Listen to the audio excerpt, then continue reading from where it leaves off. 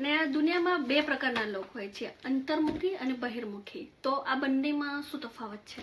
ખરેખર તમે બહુ સુંદર સવાલ પૂછો રીતાબેન. ખરેખર હાઈલી ફિલોસોફિક છે.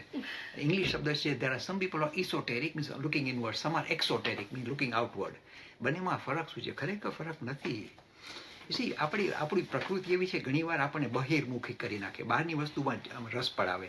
અને ઘણા વ્યક્તિ એવી હોય કે ખરેખર અંતર્મુખી જ હોય, અંદરમાં પોતાના મનની અવસ્થા હંમેશા જોયા કરતી હોય. બંને સાચા છે પોતપોતાની રીતે.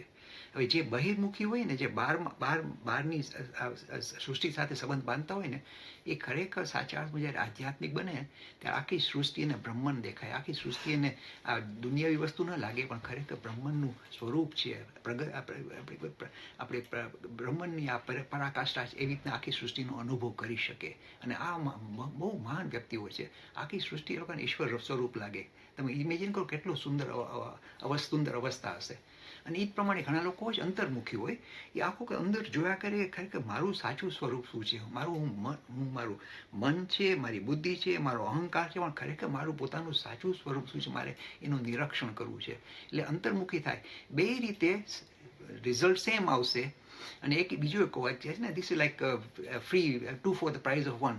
તમે ખરેખર બહિર્મુખી થઈને આખી સૃષ્ટિને ખરેખર બ્રહ્મ સ્વરૂપ તરીકે જોઈ શકવાનો અનુભવ થાવ, પછી તમે અંદર નજર નાખો તો તમને બ્રહ્માંડ જ દેખાશે. અને જે માણસ